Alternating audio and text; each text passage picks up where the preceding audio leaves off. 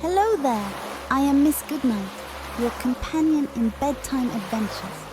I have come to realize that a wonderful story can bring sweet dreams and lull you into a peaceful slumber. Sit back and relax as we embark on extraordinary and captivating journeys every night.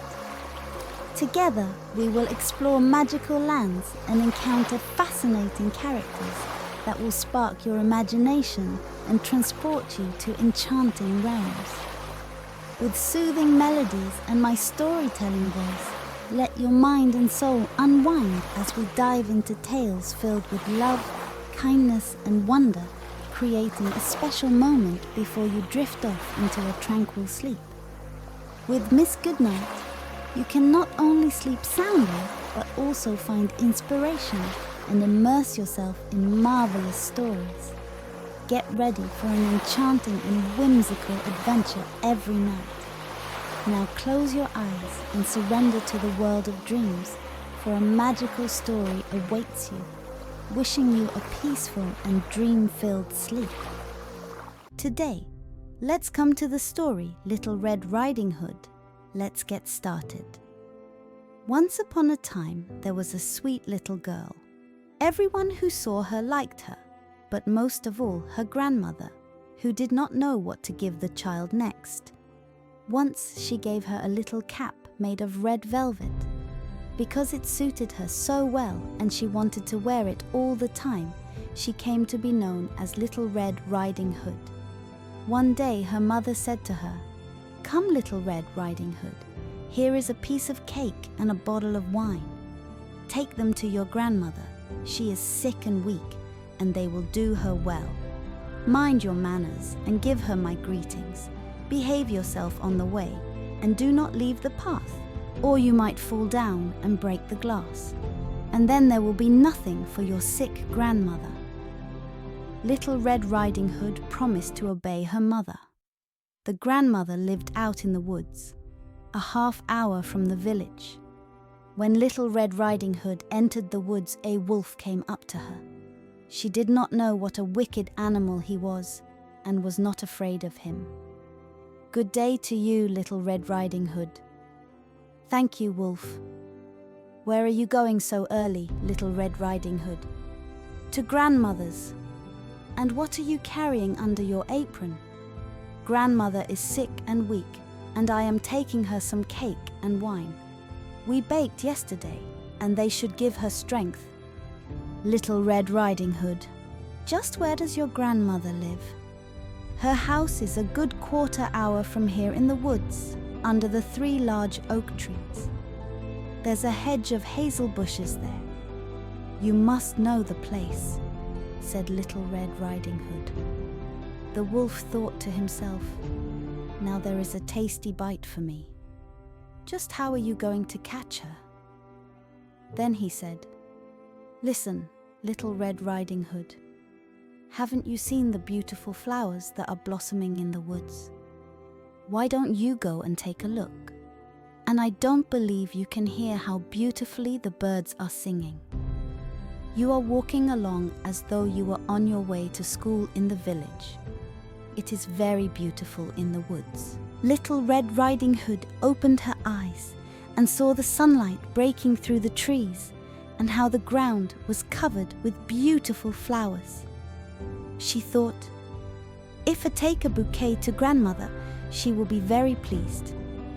Anyway, it is still early, and I'll be home on time." And she ran off into the woods, looking for flowers. Each time she picked one, she thought that she could see an even more beautiful one a little way off, and she ran after it, going further and further into the woods. But the wolf ran straight to the grandmother's house and knocked on the door. "Who's there?" "Little Red Riding Hood. I'm bringing you some cake and wine. Open the door for me." "Just press the latch," called out the grandmother. "I'm too weak to get up." The wolf pressed the latch and the door opened. He stepped inside, went straight to the grandmother's bed, and ate her up. Then he took her clothes, put them on, and put her cap on his head. He got into her bed and pulled the curtains shut. Little Red Riding Hood had run after flowers and did not continue on her way to grandmother's until she had gathered all that she could carry. When she arrived, she found, to her surprise, that the door was open. She walked into the parlor, and everything looked so strange that she thought, "Oh my God, why am I so afraid? I usually like it at grandmother's." Then she went to the bed and pulled back the curtains. Grandmother was lying there with her cap pulled down over her face and looking very strange. "Oh, grandmother, what big ears you have! All the better to hear you with." "Oh, grandmother, what big eyes you have! All the better to see you with." "Oh, grandmother, what big hands you have! All the better to grab you with." "Oh, grandmother, what a horribly big mouth you have! All the better to eat you with." And with that he jumped out of bed, jumped on top of poor Little Red Riding Hood, and ate her up. As soon as the wolf had finished this tasty bite, he climbed back into bed, fell asleep, and began to snore very loudly. A huntsman was just passing by. He thought it strange that the old woman was snoring so loudly, so he decided to take a look. He stepped inside, and in the bed there lay the wolf that he had been hunting for such a long time. "He has eaten the grandmother, but perhaps she still can be saved. I won't shoot him," thought the huntsman. So he took a pair of scissors and cut open his belly. He had cut only a few strokes when he saw the red cap shining through. He cut a little more, and the girl jumped out and cried, "Oh, I was so frightened.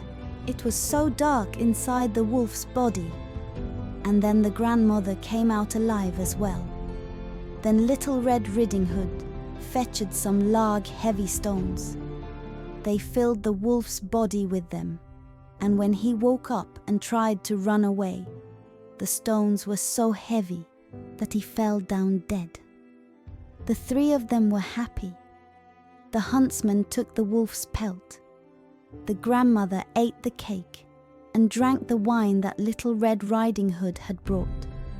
And Little Red Riding Hood thought to herself, "As long as I live, I will never leave the path and run off into the woods by myself if Mother tells me not to." They also tell how Little Red Riding Hood was taking some baked things to her grandmother another time, when another wolf spoke to her and wanted her to leave the path. But Little Red Riding Hood took care and went straight to grandmother's. She told her that she had seen the wolf and that he had wished her a good day, but had stared at her in a wicked manner. "If we hadn't been on a public road, he would have eaten me up," she said. "Come," said the grandmother. "Let's lock the door so he can't get in." Soon afterward the wolf knocked on the door and called out, "Open up, grandmother. It's Little Red Riding Hood, and I'm bringing you some baked things." They remained silent and did not open the door. The wicked one walked around the house several times and finally jumped onto the roof.